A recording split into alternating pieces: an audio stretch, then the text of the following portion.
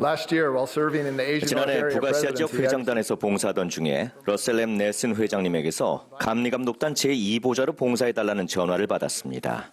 he graciously invited my 그분은 정중하게 제 아내 로리를 대화에 참여시키셨습니다. 통화가 끝난 후 아직도 얼떨떨한 상태에서 아내가 물었습니다. 그런데 감리감독단이 뭐 하는 곳이죠? 잠시 생각한 후 제가 대답했습니다. 나도 정확히는 잘 몰라요. 1년이 지나 겸손한 마음으로 깊이 감사하게 된 지금 저는 더 큰 이해로 아내의 질문에 답할 수 있게 됐습니다. 무엇보다도 감리감독단은 교회의 복지와 인도주의 사업을 감독합니다. 이 사업은 현재 전 세계에 걸쳐 그 어느 때보다도 더 많은 하나님의 자녀를 축복하고 있습니다. 우리 감리감독단은 교회 복지 및 자립집행위원회에서 우리와 함께 봉사하는 본부 상호부조회 회장단을 비롯해 훌륭한 교회 직원들과 다른 사람들의 지원을 받습니다.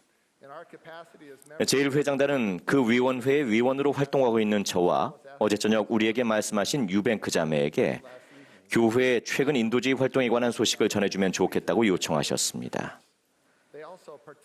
그분들은 또한 깊은 감사를 여러분께 전해달라고 저희에게 각별히 부탁하셨는데 이는 그런 인도주의 노력을 가능하게 하신 분들이 바로 형제자매 여러분이시기 때문입니다. 우리는 코로나19 사태가 전 세계의 경제에 미치는 초기의 영향을 우려하는 마음으로 지켜봤으므로 성도들이 바칠 수 있는 헌금도 감소할 것이라고 쉽게 예상할 수 있었습니다. 어쨌든 우리 회원들도 전염병의 대유행으로 타격을 받았습니다. 그런데 우리의 예상과 정반대되는 현상을 보게 됐을 때 우리가 어떤 느낌이었을지 상상해 보십시오. 2020년의 인도주의 기부는 역대 최고액으로 밝혀졌으며 올해는 훨씬 더 높은 추세를 보이고 있습니다. 여러분의 후한 기부 덕분에 교회는 인도주의 기금이 설립된 이래 가장 광범위한 대응을 실현할 수 있었고 150개 이상의 국가에서 1,500개 이상의 코로나 구호 프로젝트를 수행했습니다. 여러분이 그토록 사심없이 주님께 드린 이 기부금은 생명유지식품, 산소, 의료용품 및 예방접종으로 바뀌어 그것이 없었다면 곤란을 겪었을 사람들에게 전해졌습니다. 물품 기부만큼이나 중요한 것은 교회 회원들이 인도주의적 대의에 기부하는 엄청난 시간과 에너지입니다. 맹위를 떨치는 전염병의 대유행에도 불구하고 자연재해와 내전, 경제적 불안정은 수그러들지 않았고 계속해서 수백만 명의 사람들을 집에서 몰아내고 있습니다. 유엔의 보고에 따르면 현재 전 세계에는 8,200만 명이 넘는 강제 실향민이 있다고 합니다. 여기에 자신과 자녀를 위해 더 나은 삶을 찾아서 빈곤이나 억압에서 탈출하기로 작정한 수백만 명의 사람들까지 추가하면 이런 세계적인 상황의 규모를 대략이나마 엿볼 수 있습니다.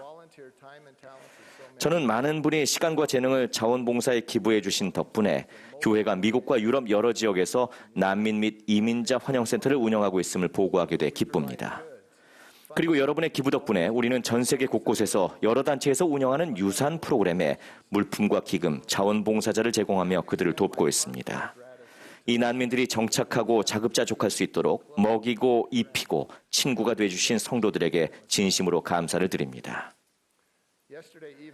어제 저녁 유뱅크 자매님은 이와 관련해서 성도들이 보여주신 놀라운 노력 몇 가지를 나눠주셨습니다. 저는 이런 노력에 관해 생각할 때면 희생의 원리와 이 원리가 하나님을 사랑하고 이웃을 사랑하라는 두 가지 큰 계명과 직접적인 관련이 있다는 생각을 종종 하게 됩니다. 희생이라는 용어는 현대로 오면서 주님과 그분의 왕국을 위해 사물을 포기한다는 개념을 내포하게 됐습니다. 그러나 옛날에는 희생이라는 단어의 의미가 두 가지 라틴어 어근, 즉 성스러움이나 거룩함을 의미하는 사처와 만들다를 의미하는 파체레와 더 밀접한 연관이 있었습니다. 그러므로 옛날에는 희생이 문자 그대로 무언가 또는 누군가를 거룩하게 만드는 것을 의미했습니다. 그렇게 보면 희생은 거룩하게 되는 과정이며 하나님을 알아가는 과정이지 주님을 위해 사물을 포기하는 사건이나 의례는 아닌 셈입니다. 주님은 이렇게 말씀하셨습니다. 나는 인애를 원하고 제사를 원하지 아니하며 번제보다 하나님을 아는 것을 원하노라. 주님은 우리가 거룩하게 되고 순수한 사랑을 지니고 그분을 알게 되기를 원하십니다. 사도 바울은 이렇게 가르쳤습니다.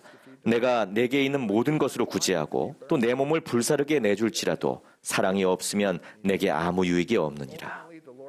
궁극적으로 주님은 우리의 마음을 원하십니다. 그분은 우리가 그리스도 안에서 새로운 피조물이 되기를 원하십니다. 주님은 니파이인들에게 이렇게 가르치셨습니다. 너희는 상한 마음과 통회하는 심령을 내게 희생으로 드릴지니라. 희생은 포기하는 것이라기보다는 주님께 바치는 것과 더 관련이 있습니다. 모든 성전 입구에는 주님께 거룩함이라는 말이 새겨져 있습니다. 희생으로 성약을 지킬 때 우리는 예수 그리스도의 은혜를 통해 거룩하게 되며 거룩한 성전 제단에서 상한 마음과 통회하는 심령으로 주님께 우리의 거룩함을 바칩니다. 닐 A. 맥스웰 장로님은 이렇게 가르치셨습니다. 자신의 뜻을 굽히는 순종이야말로 우리가 하나님의 제단에 드릴 수 있는 유일한 것입니다. 그러나 우리가 하나님의 뜻을 우리의 뜻으로 삼음으로써 순종하게 되면 그것은 바로 그분께 정말로 무언가 중요한 것을 바치는 것입니다. 다른 사람들을 위한 우리의 희생을 포기라는 관점에서 본다면 그 희생이 짐으로 여겨지고 우리의 희생을 알아주지 않거나 그에 대한 보상을 받지 못할 때 실망할 수도 있습니다. 그러나 희생을 주님께 바치는 관점에서 본다면 다른 사람들을 위한 우리의 희생은 선물이 됩니다. 그리고 아낌없이 주는 기쁨은 그 자체로 보상이 됩니다. 다른 사람의 사랑이나 승인 또는 감사를 더 이상 필요로 하지 않게 되면 우리의 희생은 구주와 우리 이웃에 대한 감사와 사랑을 나타내는 가장 순수하고 가장 깊은 표현이 됩니다. 자기 희생에 대한 교만한 마음은 감사와 관대함, 만족과 기쁨의 감정으로 바뀝니다. 무언가를 거룩하게 한다는 것은 그것이 우리 목숨이든 우리의 소유물이나 시간 또는 재능이든 그것을 단순히 포기하는 것이 아니라 주님께 헌납하는 것입니다. 교회의 인도주의 사업이 바로 그런 선물입니다.